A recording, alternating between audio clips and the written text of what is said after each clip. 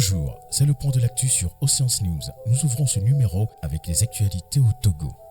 À compter du 1er décembre 2024, la compagnie énergie électrique du Togo lancera une enquête de satisfaction qui vise à évaluer la qualité de ses services auprès de ses abonnés.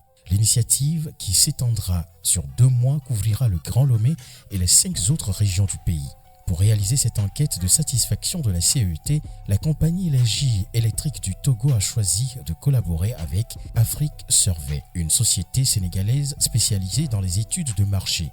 Des équipes d'Afrique Survey se déplaceront à domicile et sur les points de livraison pour interroger les clients à l'aide d'un questionnaire.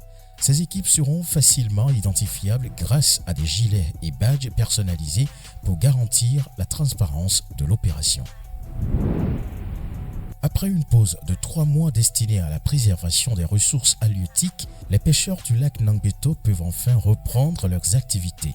L'annonce a été faite le vendredi 15 novembre 2024 par Yak Damram, ministre des Ressources halieutiques, avec des mesures à suivre pour assurer la durabilité de l'écosystème aquatique. Le repos biologique mis en place pour régénérer les populations de poissons a permis d'assurer la pérennité de la pêche dans le lac Nangbeto. La reprise s'accompagne toutefois des restrictions strictes qui visent à protéger les ressources marines. En effet, certaines techniques de pêche jugées destructrices, telles que les filets maillants avec des mailles inférieures à 2 doigts et demi et l'utilisation de dispositifs comme les bambous sont désormais interdites.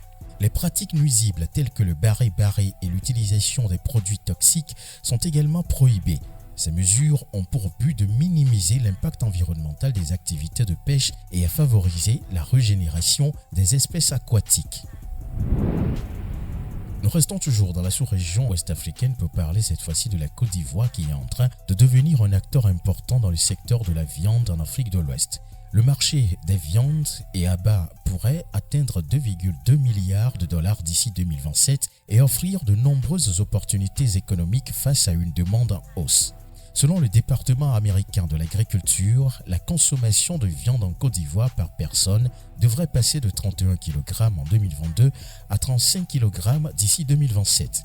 Le marché de la volaille devrait représenter près d'un tiers du marché total des produits carnés.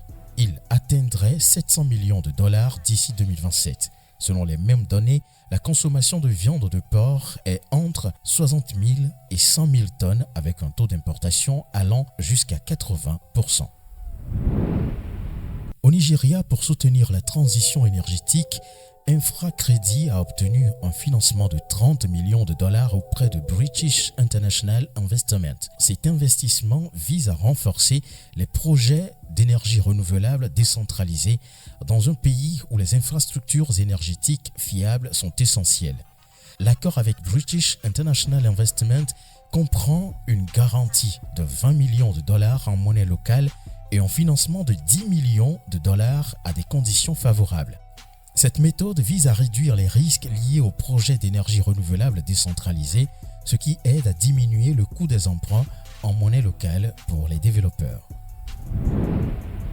Au Ghana, le 19 novembre 2024, Tullow Oil a révélé qu'elle avait obtenu l'autorisation d'étendre sa facilité de crédit renouvelable jusqu'au 30 juin 2025.